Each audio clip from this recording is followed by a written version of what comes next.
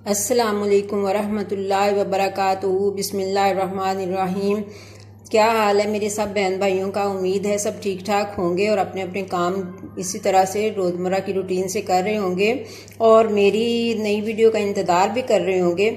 और मैं आज आप लोगों को बताने वाली हूँ कि आलू बुखारे की चटनी कैसे बनाई जाती है। देखिए, ये आलू बुखारे की चटनी बहुत ही मुफीद होती है और इसको हमें हर रोज़ अपने दस्तरखान की जीनत बनाना चाहिए। तो आइए आज मैं आपको बताती हूँ कि इसके लिए हमें क्या क्या चाहिए। ये देखिए, ये सबसे पहले मेरे पास ये है 1 पिंच नमक है और 1 पिंच ही रेड मिर्च है। और ये मेरे पास बादाम है, ये मैंने 20 अदद बादाम लिए हैं। ये मेरे पास सब्ज़ इलायची है, ये तकरीबन 1 टीस्पून के करीब है। और ये 1 टीस्पून ही मेरे पास ये चारों मगज़ हैं, बल्कि ये चारों ही क्या, बाज़ार में तो चारों मिलते ही नहीं है, 1 किस्म या 2 किस्म के मिलते हैं बहरहाल। ये अदरक है, थोड़ा सा मैंने 1 इंच का टुकड़ा पिसा हुआ लिया है, ये पेस्ट है। और ये मेरे पास है आलू बुखारा, जिसको कि मैंने 1 पाव की मिकदार में लिया है और इसको मैंने धो के साफ करके तो ये रखा है। और ये मेरे पास 1 पाव ही चीनी है, यानी जितना आलू बुखारा उतनी ही चीनी है। और ये मेरे पास 1 कप पानी है, 1 कप पानी। और अब मैं इस पानी को सॉस पैन में डालूंगी और इसको मैं चूल्हे के ऊपर रख दूंगी। ये देखिए, इसको मैंने चूल्हे के ऊपर रख दिया है। अब ये जब बॉयल होने लगेगा तो तब हम इसके अंदर आलू बुखारा डालेंगे। ये देखिए, ये पानी बॉयल होने लगा है। अब मैं इसके अंदर आलू बुखारा डाल दूंगी और अब इसको 2-4 जोश आने के लिए मैं इसको ऐसे ही चूल्हे पे रहने दूंगी।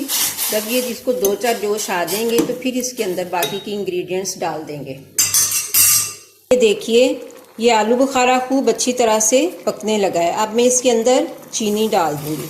अब जब चीनी डाल के तो थोड़ी देर इसको पकाएंगे।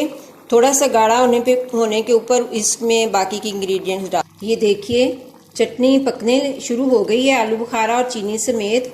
अब मैं इसके अंदर ये नमक मिर्च डाल दूंगी और इसके साथ ही मैं ये अदरक भी डाल दूंगी। अब इसको हम लो फ्लेम के ऊपर थोड़ी देर पकने देंगे। जब ये गाढ़ा हो जाएगा तो फिर हम इसके अंदर बाकी चीज़ें डाल देंगे। अब मैं इसके अंदर सब्ज़ इलायची के दाने भी डाल दूंगी। ये देखिए, मैंने सब्ज़ इलायची के दाने डाल दिए हैं। अब इसको थोड़ी देर पकने देंगे। अभी गाढ़ी नहीं हुई है। जब ये गाढ़ी हो जाएगी तो फिर इसमें बादाम और चार मगज़ डाल के तो हम इसको नीचे उतार लेंगे। व्यूअर्स, इससे पहले कि मैं अपनी चटनी को देखूं, मैं आप लोगों से गुजारिश करती हूं कि जिन्होंने मेरा चैनल सब्सक्राइब नहीं किया है वो इसको सब्सक्राइब कर लें और इसको लाइक एंड शेयर भी करें, बहुत मेहरबानी होगी। हम अपनी चटनी को देखते हैं कि अगर वो गाढ़ी हो गई है या नहीं। और ये देखिए, ये हमारी चटनी जो है ये पककर तैयार हो गई है, तकरीबन ये गाढ़ी हो गई है। अब हम इसके अंदर ये चार मगज़ डालेंगे और फिर इसके अंदर हम ये बादाम डाल देंगे और इसको हम इसको 1-2 जोश आने के बाद इसको डिश आउट करेंगे।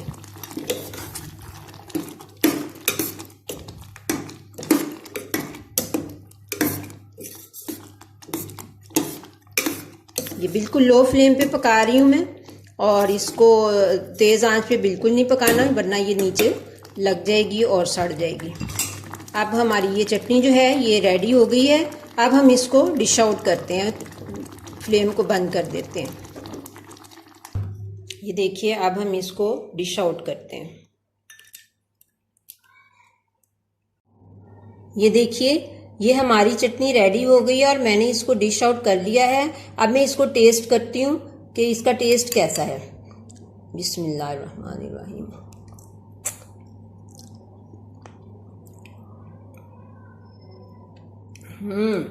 बहुत ही टेस्टी है। इंशाअल्लाह ताला उल अज़ीज़ आपको ज़रूर पसंद आएगी। आप इसको ज़रूर ट्राई करें और आपको इसमें हयातीन, फास्फोरस और कैलोरीज सब कुछ मिलेगा। तो आप इसको ज़रूर बनाइए, अपने मेहमानों को भी पेश कीजिए, खुद भी खाइए खाने के साथ हर रोज़। तो ये बहुत आपको फ़ायदा करेगी। तो मैं नेक्स्ट वीडियो तक के लिए इजाज़त चाहती हूँ। अल्लाह हाफिज़।